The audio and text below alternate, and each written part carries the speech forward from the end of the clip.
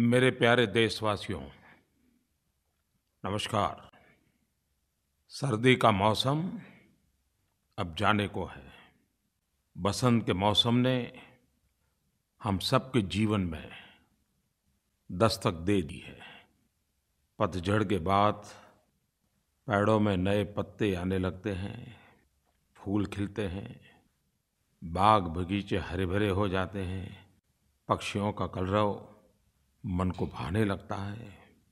फूल ही नहीं, फल भी पेड़ की शाखाओं पर खिली धूप में चमकते नजर आते हैं। ग्रीष्म ऋतु के फल, आम के मंजर बसंत में ही दिखने लग जाते हैं। वहीं खेतों में सरसों के पीले फूल किसानों को उम्मीदें बंधाते हैं। टेसू या पलाश के सुर्ख फूल होली के आने का संकेत करते हैं। अमीर खुसरो ने मौसम के इस बदलाव की पलों का बड़ा मजेदार वर्णन किया है। अमीर खुसरो ने लिखा है, फूल रही सरसों सकल बन, अम्बवा फूटे टेसू फूले, कोयल बोले डार डार। जब प्रकृति खुशनुमा होती है, मौसम सुहाना होता है, तो इंसान भी इस मौसम का पूरा लुत्फ़ उठाता है। वसंत पंचमी, महाशिवरात्रि और होली का त्योहार इंसान के जीवन में खुशियों के रंग डालता है। प्रेम, भाईचारा, मानवता से ओतप्रोत वातावरण में हम आखिरी महीने फाल्गुन को विदा करने वाले हैं और नए मास चैत्र का स्वागत करने को तैयार बैठे हैं। वसंत ऋतु इन्हीं 2 महीनों का तो संयोग है। मैं सबसे पहले तो देश के लाखों नागरिकों का इस बात से आभार व्यक्त करता हूँ कि मन की बात के पहले जब मैं सुझाव मांगता हूँ, ढेर सारे सुझाव आते हैं। नरेंद्र मोदी ऐप पर, ट्विटर पर, फेसबुक पर, डाक से। मैं इसके लिए सबका आभारी हूँ। मुझे शोभा जालान, उन्होंने नरेंद्र मोदी ऐप पर लिखा है कि बहुत सारी पब्लिक इसरो की उपलब्धियों के बारे में अवेयर नहीं है, और इसलिए उन्होंने कहा है कि मैं 104 सैटेलाइट्स के लॉन्च और इंटरसेप्टर मिसाइल के बारे में कुछ जानकारी दूं। शोभा जी, आपका बहुत बहुत आभार। ये भारत के गर्व की मिसाल को आपने याद किया।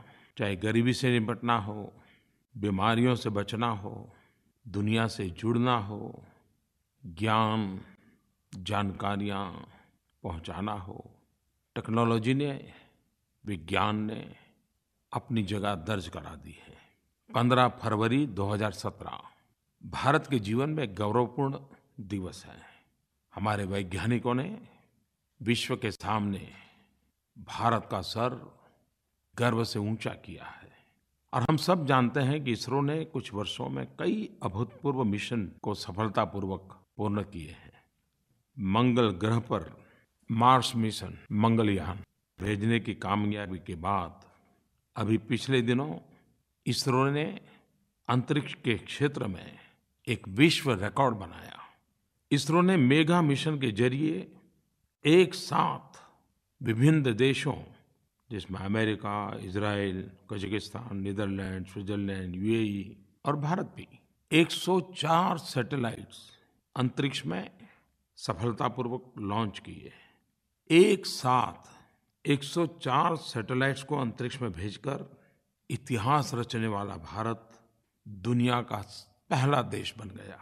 और ये भी खुशी की बात है कि यह लगातार 38वां पीएसएलवी का सफल लॉन्च है। यह न केवल इसरो के लिए बल्कि पूरे भारत के लिए एक ऐतिहासिक उपलब्धि है। इसरो की यह cost effective efficient space program सारे दुनिया के लिए एक अजूबा बन गया है, और विश्व ने खुले मन से भारत के वैज्ञानिकों की सफलता को सराहा है। भाइयों बहनों, इन 104 में एक बहुत ही महत्वपूर्ण है कार्टोसैट 2D। ये भारत का सैटेलाइट है और इसके माध्यम से खींची हुई तस्वीरों, संसाधनों की मैपिंग, इंफ्रास्ट्रक्चर, विकास का आकलन, अर्बन डेवलपमेंट के प्लानिंग के लिए उसकी बहुत मदद मिलेगी। खास करके मेरे किसान भाई बहनों को देश में जो सभी जल स्रोत है, वो कितना है, उसका उपयोग कैसे हो सकता है, क्या-क्या ध्यान रखना चाहिए, इन सारे विषयों पर ये हमारा नया सैटेलाइट कार्टोसैट 2D बहुत मदद करेगा। हमारे सैटेलाइट ने जाते ही कुछ तस्वीरें भेजी हैं, उसने अपना काम शुरू कर दिया है।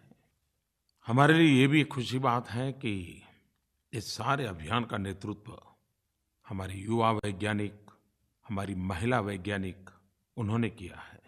युवाओं और महिलाओं की इतनी ज़बरदस्त भागीदारी इसरो की सफलता में एक बड़ा गौरवपूर्ण पहलू है। मैं देशवासियों की तरफ से इसरो के वैज्ञानिकों को बहुत-बहुत बधाई देता हूँ। आम जनता के लिए, राष्ट्र की सेवा के लिए अंतरिक्ष विज्ञान को लाने के अपने ऑब्जेक्टिव को वे सदैव बना रखा है और नित नए-नए कीर्तिमान भी वो रचते जा रहे हैं। हमारे इन वैज्ञानिकों को, उनकी पूरी टीम को हम जितनी बधाइयाँ दें, उतनी कम है। शोभा जी ने एक और भी सवाल पूछा है और वो है भारत की सुरक्षा के संबंध में। भारत ने एक बहुत बड़ी सिद्धि प्राप्त की है उसके विषय में। इस बात की ज़्यादा अभी चर्चा नहीं हुई है, लेकिन शोभा जी का ध्यान गया इस महत्वपूर्ण बात पर। भारत ने रक्षा के क्षेत्र में भी बैलिस्टिक इंटरसेप्टर मिसाइल का सफल परीक्षण किया है।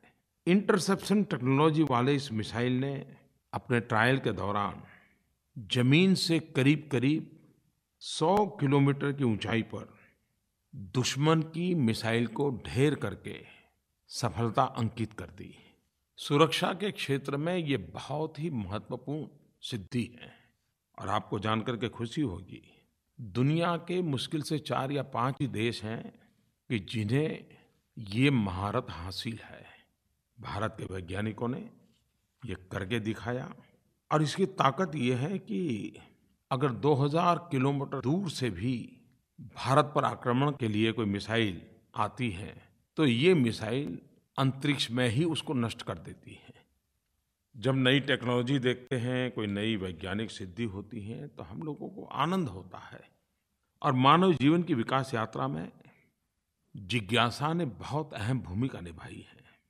और जो विशिष्ट बुद्धि प्रतिभा रखते हैं, वो जिज्ञासा को जिज्ञासा के रूप में ही रहने नहीं देते हैं। वो उसके भीतर भी सवाल खड़े करते हैं, नई जिज्ञासाएं खोजते हैं, नई जिज्ञासाएं पैदा करते हैं और वही जिज्ञासा नई खोज का कारण बन जाता है। वे तब तक चैन से बैठते नहीं जब तक उसका उत्तर न मिले। और हजारों साल का मानव जीवन की विकास यात्रा का अगर हम अवलोकन करें, तो हम कह सकते हैं कि मानव जीवन की इस विकास यात्रा का कहीं पूर्ण विराम नहीं है। पूर्ण विराम असंभव है। ब्रह्मांड को, सृष्टि के नियमों को, मानवी के मन को जानने के प्रयास निरंतर चलता रहता है। नया विज्ञान, नई टेक्नोलॉजी उसी में से पैदा होती है और हर टेक्नोलॉजी, हर नया विज्ञान का रूप एक नए युग को जन्म देता है। मेरे प्यारे नौजवानों, जब हम विज्ञान और वैज्ञानिकों के कठिन परिश्रम की बात करते हैं, तो कई बार मैंने मन की बात में इस बात को कहा है कि हमारे युवा पीढ़ी का विज्ञान के प्रति आकर्षण बढ़ना चाहिए। देश को बहुत सारे वैज्ञानिकों की ज़रूरत है। आज का वैज्ञानिक आने वाले युगों में, आने वाली पीढ़ियों के जीवन में एक स्थायी बदलाव का कारण बनता है। महात्मा गांधी कहा करते थे, no science has dropped from the skies in a perfect form, all sciences develop and are built up through experience. पूज्य बापू ने ये भी कहा था, I have nothing but praise for the zeal, industry and sacrifice that have animated the modern scientists in the pursuit after truth। विज्ञान जब जन सामान्य की आवश्यकताओं को ध्यान में रख करके उन सिद्धांतों का सहज उपयोग कैसे हो, उसके लिए माध्यम क्या हो, टेक्नोलॉजी कौन सी हो, क्योंकि सामान्य मानवीय के लिए तो वही सबसे बड़ा महत्वपूर्ण योगदान माना जाता है। पिछले दिनों नीति आयोग एवं भारत के विदेश मंत्रालय ने 14वें प्रवासी भारतीय दिवस के समय एक बड़ी यूनिक प्रकार की कंपटीशन की योजना की थी। समाज उपयोगी इनोवेशन को इनवाइट किया गया। ऐसे इनोवेशंस को आइडेंटिफाई करना, शोकेस करना, लोगों को जानकारी देना और ऐसे इनोवेशन जन सामान्य के लिए कैसे काम आए, मास प्रोडक्शन कैसे हो, उसकी कमर्शियल यूटिलाइजेशन कैसे हो। और मैंने जब उसे देखा तो मैंने देखा कि कितने बड़े महत्वपूर्ण काम किए हैं। जब से एक इनोवेशन मैंने देखा जो हमारे गरीब मछुआरे भाइयों के लिए बनाया गया है। एक सामान्य मोबाइल ऐप बनाई है, लेकिन उसकी ताकत इतनी है कि मछुआरा फिशिंग के लिए जब जाता है तो कहाँ जाना, सबसे ज़्यादा फिश जोन अच्छा कहाँ पर है, हवा की दिशा क्या है, स्पीड क्या है, लहरों की ऊंचाई कितनी है, यानी एक मोबाइल ऐप पर सारी जानकारियाँ उपलब्ध।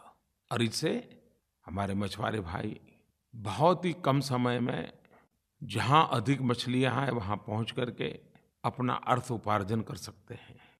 कभी-कभी समस्या भी समाधान के लिए विज्ञान की महत्ता को प्रदर्शित करता है। मुंबई के अंदर 2005 में बहुत बारिश हुई, फ्लड आया, समंदर में भी भरती आ गई और बहुत परेशानियाँ हुई।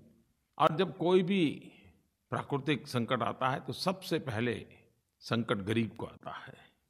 दो लोगों ने बड़े मन से इसमें काम किया और उन्होंने एक ऐसे मकान की रचना को विकसित किया जो ऐसे संकट से घर को बचाता है, घर में रहने वालों को बचाता है, जल भराव से भी बचाता है, वाटर बॉर्न डिसीज से भी बचा सकता है। खैर बहुत सारे इनोवेशंस थे। कहने का तात्पर्य ये है कि समाज में, देश में इस प्रकार की भूमिका के लोग बहुत होते हैं। और हमारा समाज भी तो टेक्नोलॉजी ड्रिवन होता जा रहा है, व्यवस्थाएं टेक्नोलॉजी ड्रिवन होती जा रही है। एक प्रकार से टेक्नोलॉजी हमारे जीवन का अभिन्न अंग बन रहा है। पिछले दिनों डिजिधन पर बड़ा बल दिखाई दे रहा है। धीरे-धीरे लोग नगद से निकल करके डिजिटल करेंसी की तरफ आगे बढ़ रहे हैं। भारत में भी डिजिटल ट्रांजैक्शन बहुत तेज़ी से बढ़ रहा है। खास करके युवा पीढ़ी अपने मोबाइल फ़ोन से ही डिजिटल पेमेंट की आदी बनती जा रही है। ये शुभ संकेत मानता हूँ मैं। हमारे देश में पिछले दिनों लकी ग्राहक योजना, डिजिधन व्यापारी योजना, उसको भारी समर्थन मिला है। करीब-करीब 2 महीने हो गए हैं। प्रतिदिन 15,000 लोगों को 1,000 रुपये का इनाम मिलता है। और इन दोनों स्कीमों के ज़रिए भारत में डिजिटल भुगतान को एक जन आंदोलन बनाने की पहल पूरे देश में उसका स्वागत हुआ है।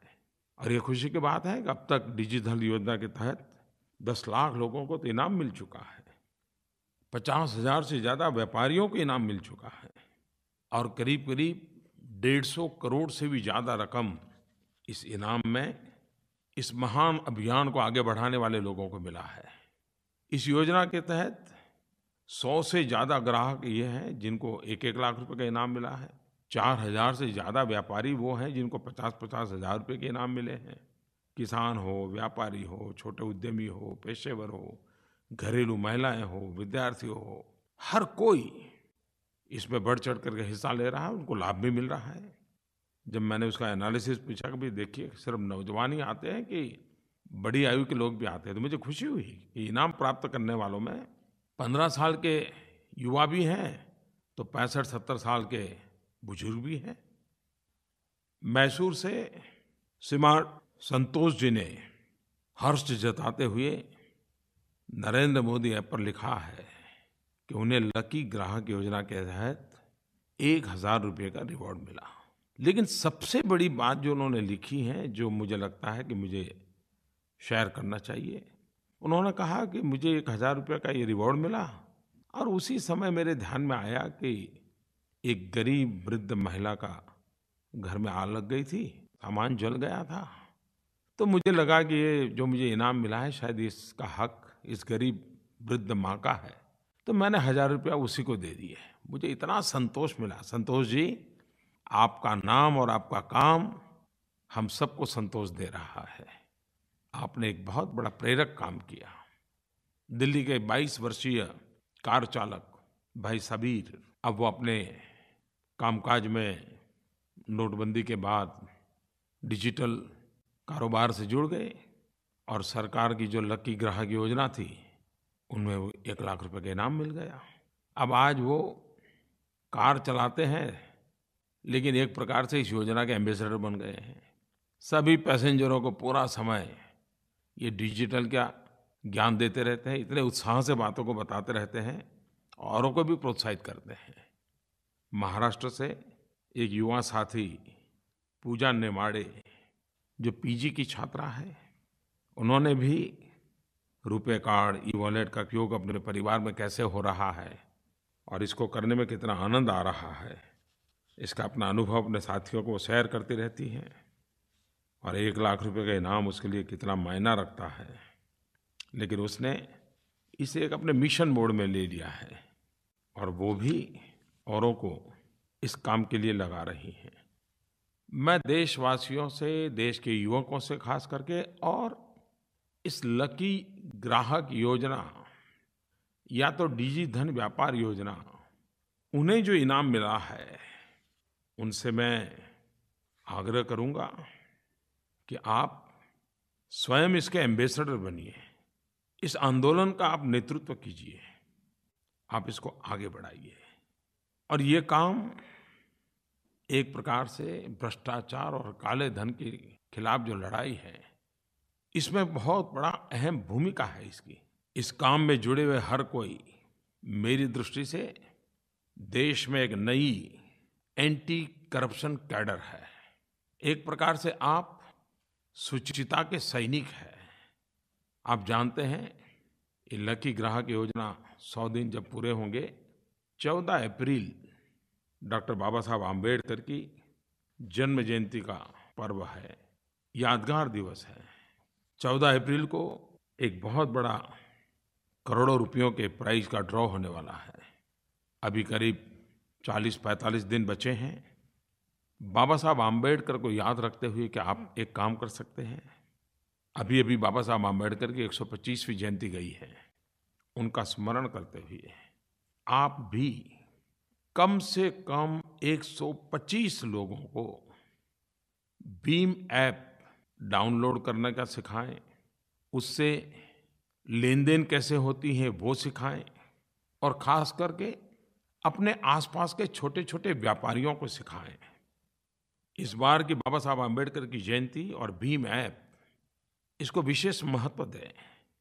और इसलिए मैं कहना चाहूँगा, डॉक्टर बाबा साहब ने रखी नींव को हमें मजबूत बनाना है।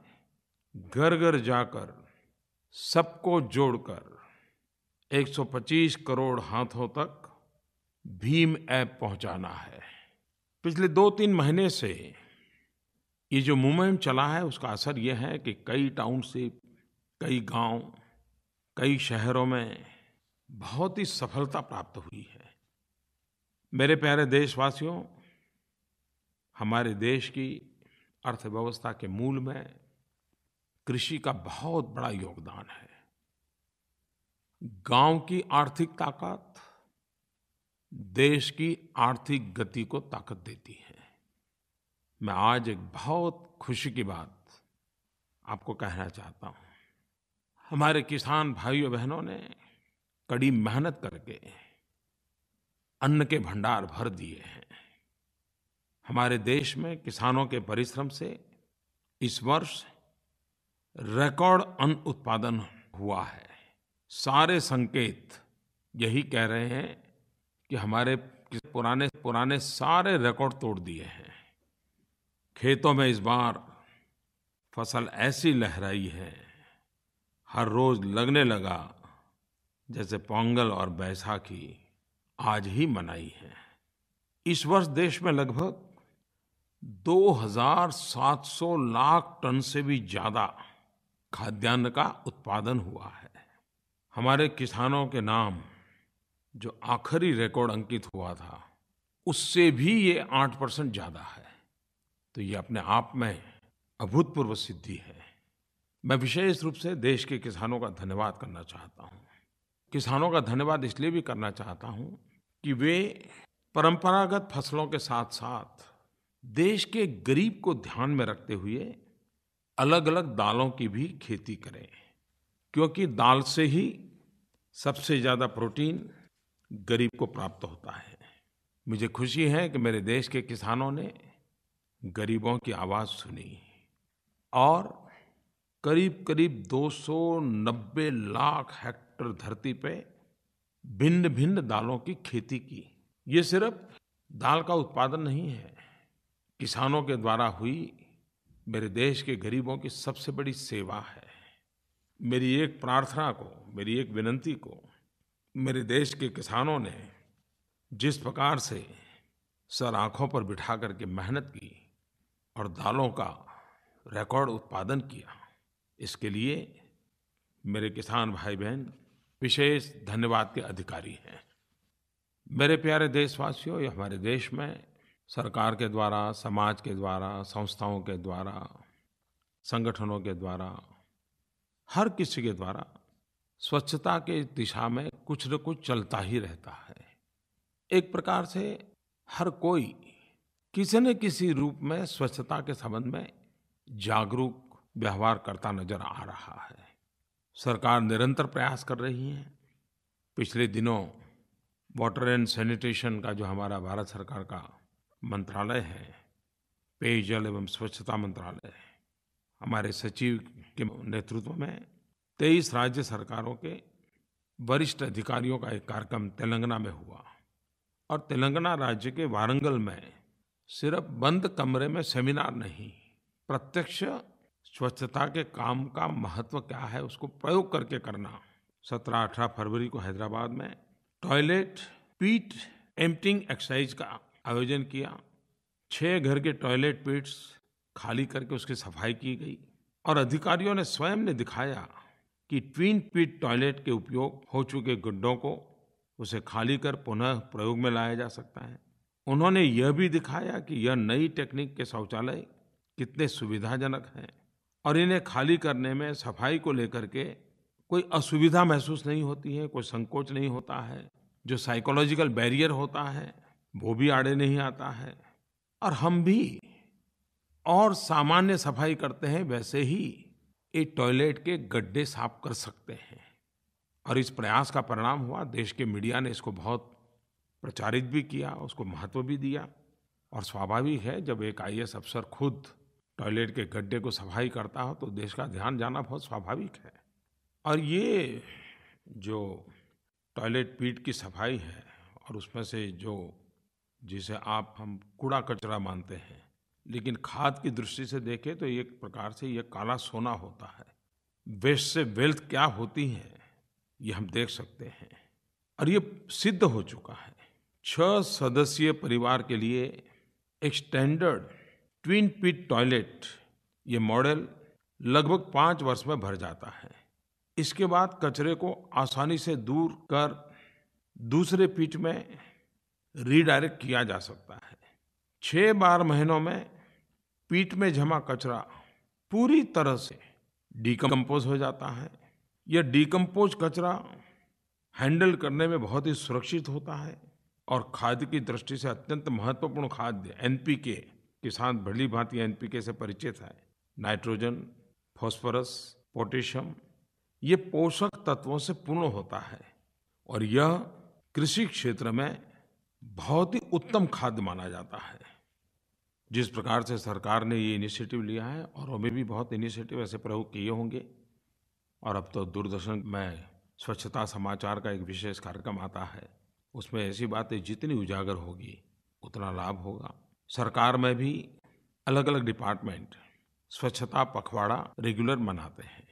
मार्च महीने के प्रथम पखवाड़े में महिला और बाल विकास मंत्रालय, उनके साथ जनजाति विकास मंत्रालय, ट्राइबल अफेयर्स मिनिस्ट्री, ये स्वच्छता अभियान को बल देने वाले हैं। और मार्च के दूसरे पखवाड़े में और 2 मंत्रालय, मिनिस्ट्री ऑफ शिपिंग, पोत परिवहन मंत्रालय और ministry of water resource, river development and Ganga rejuvenation, ये मंत्रालय भी मार्च के आखिरी 2 सप्ताह स्वच्छता अभियान को आगे बढ़ाने वाला है। हम जानते हैं कि हमारा देश का कोई भी नागरिक जब भी कुछ अच्छा करता है तो पूरा देश एक नई ऊर्जा का अनुभव करता है, आत्मविश्वास को बढ़ाता है। रियो पैरालंपिक में हमारे दिव्यांग खिलाड़ियों ने जो प्रदर्शन किया, हम सब ने उसका स्वागत किया था। इसी महीने आयोजित ब्लाइंड T20 वर्ल्ड कप के फाइनल में भारत ने पाकिस्तान को हराते हुए लगातार दूसरी बार वर्ल्ड चैम्पियन बनकर के देश का गौरव बढ़ाया। मैं एक बार फिर से टीम के सभी खिलाड़ियों को बधाई देता हूँ। देश को हमारे इन दिव्यांग साथियों की उपलब्धि पर गर्व है। मैं ये हमेशा मानता हूँ कि दिव्यांग भाई-बहन सामर्थ्यवान होते हैं, दृढ़ निश्चयी होते हैं, साहसिक होते हैं, संकल्पवान होते हैं। हर पल हमें उनसे कुछ न कुछ सीखने को मिल, बात चाहे खेल की हो या अंतरिक्ष विज्ञान की, हमारे देश की महिलाएं किसी से पीछे नहीं हैं। कदम से कदम मिला करके आगे बढ़ रही हैं और अपनी उपलब्धियों से देश का नाम रोशन कर रही हैं। पिछले कुछ दिनों में एशियाई रग्बी सेवेंस ट्रॉफी हमारी महिला खिलाड़ियों ने सिल्वर मेडल जीता। उन सभी खिलाड़ियों को मेरी ढेर सारी बधाइयाँ। 8 मार्च पूरा विश्व महिला दिवस मनाता है। भारत में भी बेटियों को महत्व देने, परिवार और समाज में उनके प्रति जागरूकता बढ़े, संवेदनशीलता बढ़े, बेटी बचाओ बेटी पढ़ाओ, ये आंदोलन तेज गति से आगे बढ़ रहा है। आज ये सिर्फ सरकारी कार्यक्रम नहीं रहा है, ये एक सामाजिक संवेदना का, लोक शिक्षा का अभियान बन गया है। विगत 2 वर्षों के दौरान इस कार्यक्रम ने आम जनमानस को जोड़ लिया है। देश के प्रत्येक कोने में इस ज्वलंत मुद्दे पर लोगों को सोचने पर मजबूर किया है और बरसों से चली आ रही पुराने रीति रिवाजों के प्रति लोगों की सोच में बदलाव लाया है। जब ये समाचार मिलते हैं कि बेटी के जन्म पर उत्सव मनाया गया, इतना आनंद आता है। एक प्रकार से बेटियों के प्रति सकारात्मक सोच सामाजिक स्वीकृति का कारण बन रही है। मैंने सुना है कि तमिलनाडु राज्य के कुड्डलोर जिले ने एक विशेष अभियान के तहत बाल विवाह पर रोक लगाई। अब तक करीब 175 से ज़्यादा बाल विवाह रोके जा चुके हैं। जिला प्रशासन ने सुकन्या समृद्धि योजना के अंतर्गत करीब 55-60 हज़ार से ज़्यादा बेटियों के बैंक अकाउंट खोले हैं। जम्मू कश्मीर के कठुआ जिले में कन्वर्जेंस मॉडल के तहत समस्त विभागों को बेटी बचाओ बेटी पढ़ाओ योजना में जोड़ा है और ग्राम सभाओं के आयोजन के साथ-साथ जिला प्रशासन द्वारा अनाथ बच्चियों को गोद लेना, उनकी शिक्षा सुनिश्चित करना, इसके भरपूर प्रयास हो रहे हैं। मध्य प्रदेश में हर घर दस्तक के कार्यक्रम अंतर्गत गांव-गांव, घर-घर बेटियों की शिक्षा के लिए एक अभियान चलाया जा रहा है। राजस्थान ने अपना बच्चा अपना विद्यालय अभियान चला करके जिन बालिकाओं का ड्रॉप आउट हुआ था, उनको पुनः स्कूल में भर्ती कराना, फिर से पढ़ने के लिए प्रेरित करने का अभियान चलाया है। कहने का तात्पर्य ये है कि बेटी बचाओ बेटी पढ़ाओ इस आंदोलन ने भी अनेक रूप धारण किए हैं। पूरा आंदोलन जन आंदोलन बना है। नई-नई कल्पनाएं उसके साथ जुड़ी हैं। स्थानीय आवश्यकताओं के अनुसार उसको मोड़ा गया है। मैं इसे एक अच्छी निशानी मानता हूँ। जब हम 8 मार्च को महिला दिवस मनाने वाले हैं, तब हमारा एक ही भाव है, महिला वो शक्ति है, सशक्त है, वो भारत की नारी है। न ज़्यादा में न कम में, वो सब में बराबर की अधिकारी है। मेरे प्यारे देशवासियों, आप सबको मन की बात में समय-समय पर कुछ न कुछ संवाद करने का अवसर मिलता है। आप भी सक्रियता के साथ जुड़ते रहते हैं। आपसे मुझे बहुत कुछ जानने को मिलता है। धरती पर क्या चल रहा है, गाँव गरीब के मन में क्या चल रहा है, वो मुझ तक पहुँचता है। आपके योगदान के लिए मैं आपका बहुत आभारी हूँ। बहुत-बहुत धन्यवाद।